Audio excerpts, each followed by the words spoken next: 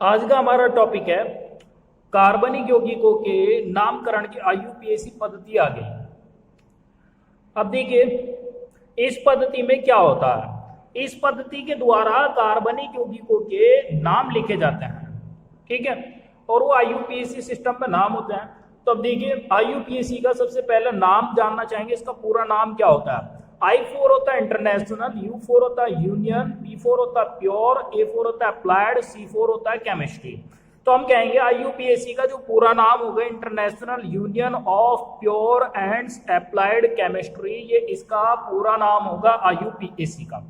तो चलिए शुरू करते हैं। आईयूपीएसी नाम किस किस तरह से हम लिख सकते हैं किसी कार्बनिक यौगिक के। तो इसके लिए कुछ नियम है, तो मैं आपको यहाँ पर कुछ प्रमुख नियम बता देता हूं। जैसे कि नंबर 1 पॉइंट में आ गया, सबसे पहले जिस कार्बनिक यौगिक का नाम हमें लिखना होता है उसमें कार्बन परमाणु की सबसे लंबी श्रृंखला को हम चुनते हैं, जिसे जनक श्रृंखला कहा जाता है। जिसे क्या कहा जाता है? जनक श्रृंखला कहा जाता है। तो हम उसे जनरेटिंग चेन भी कहते हैं, इंग्लिश में कहेंगे जनरेटिंग चेन, ठीक है। अब देखिए एग्जाम्पल के तौर पर CH3 single bond, CH2 single bond CH, single bond CH2, CH3 single bond CH3।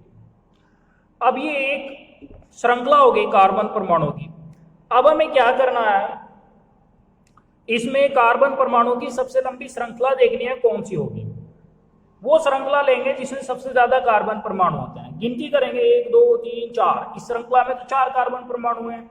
ये लेंगे 1 2 3 4, इसमें भी 4 है, 4 से ज्यादा नहीं है।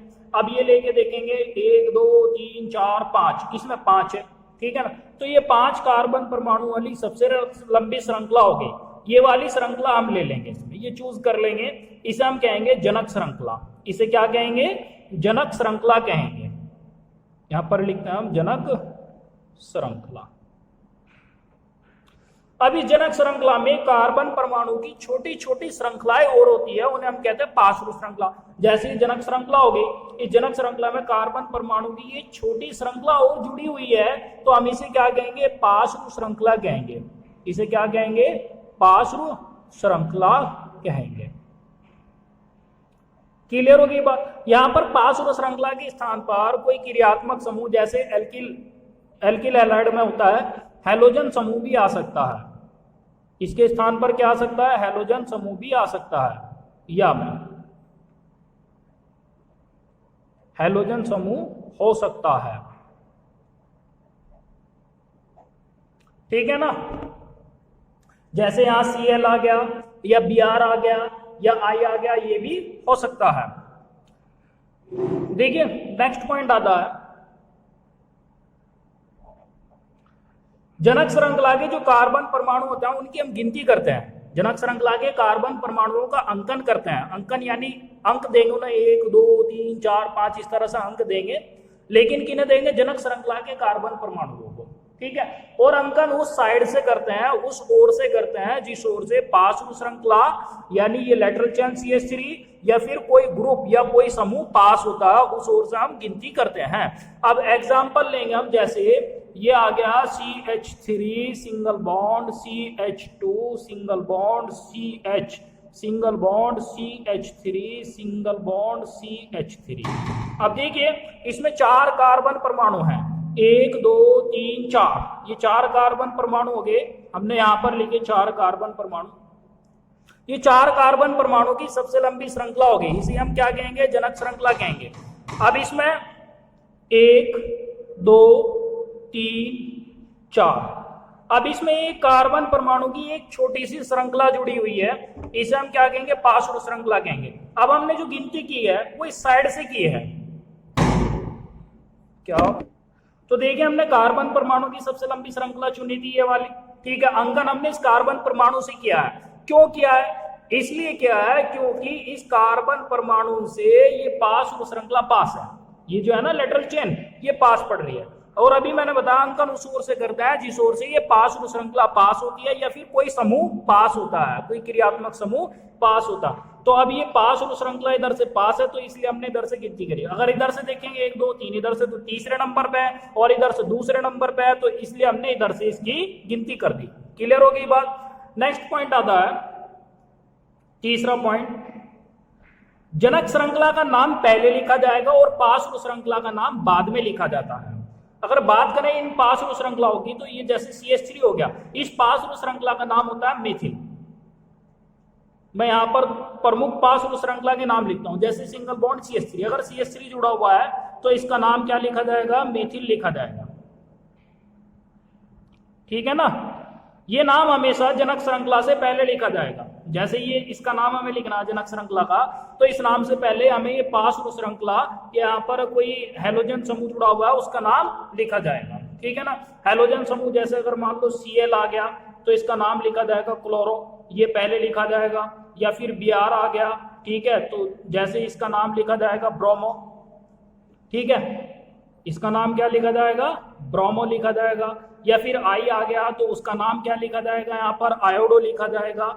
या इसी तरह से F आ गया तो उसका नाम क्या लिखा जाएगा, फ्लोरो। ठीक है, तो हम इस तरह से ये नाम लिखेंगे। ये जो नाम होंगे ये जनक श्रृंखला के नाम से पहले ही लिखे जाएंगे, ये बात आपको ध्यान में रखनी होगी। अच्छा, नेक्स्ट पॉइंट आता है, जनक श्रृंखला के कार्बन परमाणुओं की संख्या के आधार पर मूल शब्दों का प्रयोग करते हैं। और ये मूल शब्द मैं यहां पर लिख देता हूं, कितने होते हैं यहां पर देखिए, मूल शब्द कार्बन परमाणुओं की संख्या के आधार पर है, यानी जनक श्रृंखला में कितने कार्बन परमाणु हैं उस संख्या के आधार पर इन मूल शब्दों का प्रयोग किया जाएगा। जैसे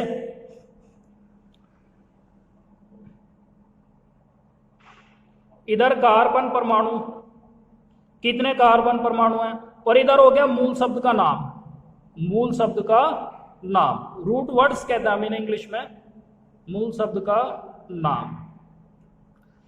देखिए कार्बन परमाणु, अगर एक कार्बन परमाणु है, ठीक है, तो उसके लिए जो मूल शब्द यूज किया जाएगा वो होगा मेथ,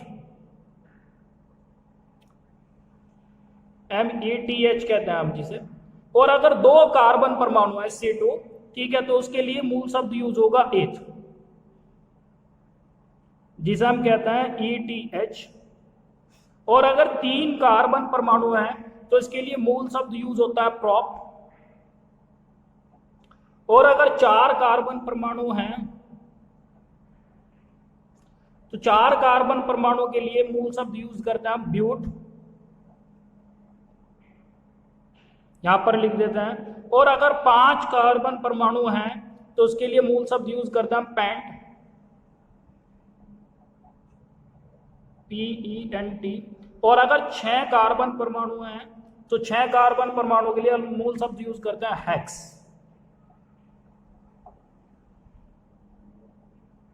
ये आपको लर्न करना है। एक कार्बन परमाणु वाले मूल शब्द का नाम मेथ, 2 कार्बन परमाणु वाले मूल शब्द का नाम एथ, 3 वाले का प्रॉप, चौथे वाले का ब्यूट, 5 वाले का पेंट और छठे वाले का क्या होता है, हेक्स होता है। ठीक है ना, तो अब देखिए एक एग्जांपल से सारी बात क्लियर होगी थोड़ी सी मैं यहाँ पर। ठीक है, एक एग्जांपल यहाँ पर लेता हूं, जैसे CH3 single bond CH2 single bond CH3। हमें इसका IUPAC नाम लिखना है। किस तरह से हम इसका IUPAC नाम लिखेंगे, अब देखिए 3 ही कार्बन परमाणु है इसमें और यही एक श्रृंखला है, इसमें दूसरी कोई चेन जुड़ी हुई नहीं है।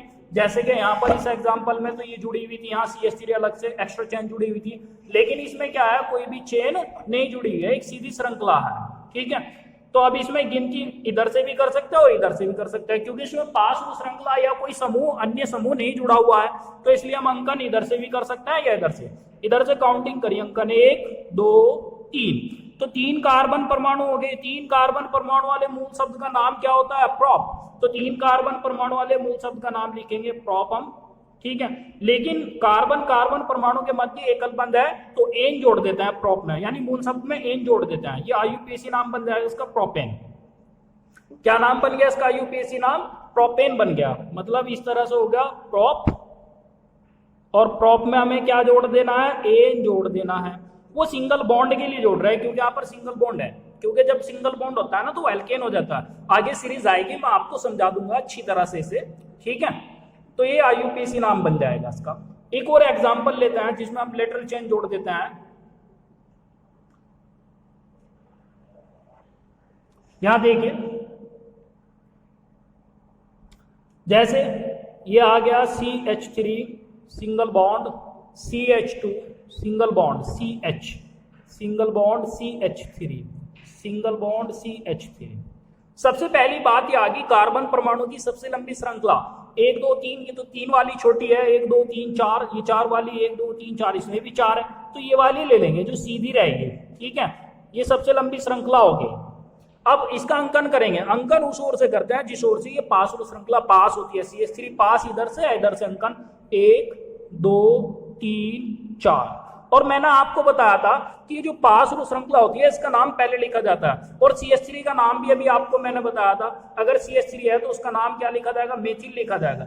और एक बात और ध्यान में रखनी है, इसका नाम मेथिल लिख देंगे हम, लेकिन इसके नाम से पहले इसकी पोजीशन जरूर लिखी जाएगी, इसकी स्थिति जरूर लिखी जाएगी। स्थिति मतलब ये हो गया ये CH3 कौन से कार्बन परमाणु से जुड़ा हुआ है, ये मेथिल समूह कौन से कार्बन परमाणु से जुड़ा हुआ है वो लिखा जाएगा।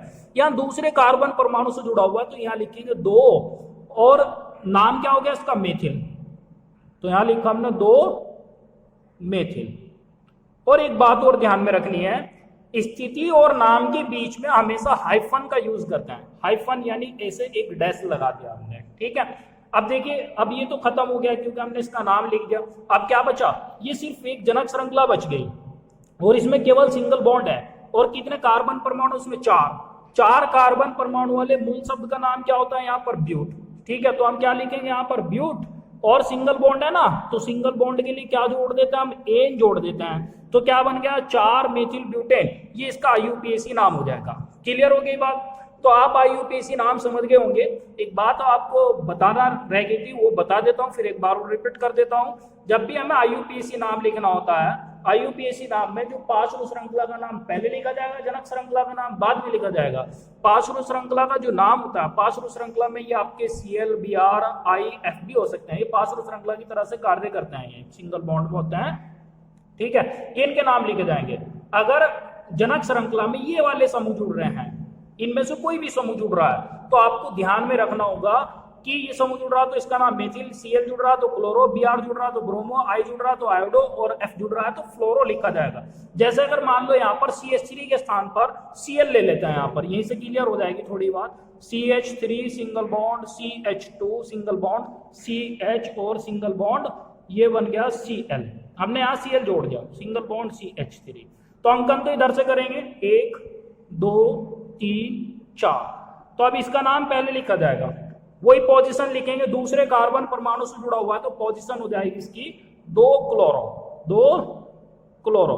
Cl का नाम क्योंकि क्लोरो होता है, अभी मैंने आपको बताया है वो, तो ये बन गया 2 क्लोरो। अब 4 कार्बन परमाणु वाले मूल शब्द का नाम क्या होता है, ब्यूट, और सभी सिंगल बॉन्ड से जुड़े हुए हैं तो क्या कर देंगे हम, एन जोड़ देंगे, तो 2 क्लोरो ब्यूटेन इसका IUPAC नाम हो जाएगा। समझे ना, ठीक है। तो अब देखिए, अगर ये 2 या 2 से ज्यादा जुड़ रहे हैं, FCl Bri, तो इनके नाम अंग्रेजी वर्णमाला के क्रम में लिखे जाएंगे। यानी जिनका नाम, जैसे Cl के साथ अगर Br भी हो गया, ये तो C से बन रहा है क्लोरो, Br अगर और जुड़ रहा है किसी कार्बन परमाणु तो Br से बन रहा है ब्रोमो, तो अंकन उस ओर से करेंगे जिस ओर से ये Br वाला पास होगा। मतलब क्योंकि वो अंग्रेजी वर्णमाला के क्रम में इसका नाम B से बनता है और ये पहले आता है, ठीक है, ब्रोमो, B पहला आ गया ना C से पहले, तो इसलिए Br की साइड से हमें अंकन करना होगा, ठीक है, ना कि Cl की साइड से, और उसका नाम भी पहले लिखा जाएगा। देखिए एक एग्जांपल और, यहां से थोड़ी सी और बात क्लियर हो जाएगी इस एग्जांपल से। जैसे ही हो गया CH3 single bond, CH single bond Br single bond CH single bond Cl single bond CH3, हमें इसका IUPAC नाम लिखना है। तो देखिए Br जो हो गया तो ब्रोमो, यानी B से बनता है, और Cl हो गया क्लोरो, ये C से बनता है। अब हम अंकन इधर से करें कि इधर से करें, इधर से करेंगे क्योंकि अंग्रेजी वर्णमाला के क्रम में B पहले आता है, A B C, C बाद में आता है, 1 2 3 4, और इनके नाम भी अंग्रेजी वर्णमाला क्रम में लिखे जाएंगे। बीआर का जो नाम लिखा जाता है, अभी मैंने बताया था वो क्या लिखा जाता है, ब्रोमो लिखा जाता है। तो अंग्रेजी वर्णमाला क्रम में ना, तो बेहतर तो ये होगा आप इंग्लिश में ही इसका नाम लिख दो। इंग्लिश में क्या नाम बनेगा इसका, स्थिति दूसरे कार्बन परमाणु से जुड़ा हुआ है, तो यहां लिखेंगे 2 ब्रोमो, 2 ब्रोमो। और इसके बाद क्या आएगा, 3 क्लोरो, 3 क्लोरो। हाइफन का यूज कर दो यहां पर, क्योंकि पोजीशन और नेम के बीच में हमेशा हाइफन आता है। 3 क्लोरो, या फिर यहां पे थोड़ा सा आप कोमा लगा दो, ठीक है, इन दोनों के बीच में आ गया 3 क्लोरो। आगे क्या रहेगा, 4 कार्बन परमाणु वाले मूल शब्द का नाम जो होता है वो एल्क होता है, ALKA, और एल्क में क्या जोड़ देंगे, ANE जोड़ देंगे। एल्क हो गया, एल्क में एन जोड़ दिया तो क्या बन गया, एल्केन बन गया। क्लियर हो गई बात ये। तो इस तरह से हम IUPAC नाम लिख सकते हैं, और IUPAC नाम लिखने के मैंने आपको नियम बताए हैं। उसके लिए जो मोस्ट इंपॉर्टेंट बात है आपको ध्यान में रखनी है, पहली बात तो सारे ही इंपॉर्टेंट नियम है, यानी ये मूल शब्दों का नाम याद होना जरूरी है। कार्बन परमाणु वाले मूल शब्द का नाम मेथ होता है, 2 वाले का एथ होता है, 3 वाले का प्रोप, 4 वाले का ब्यूट, 5 वाले का पैंट, 6 वाले का हेक्स होता है। इसी तरह से जितने मैंने आपको ये नियम बताए हैं ये करने हैं, और आप अपनी बुक खोलकर भी उन्हें जरूर देखें, तो उससे क्लियर होगी, और बहुत सारे एग्जाम्पल आप कर सकते हो।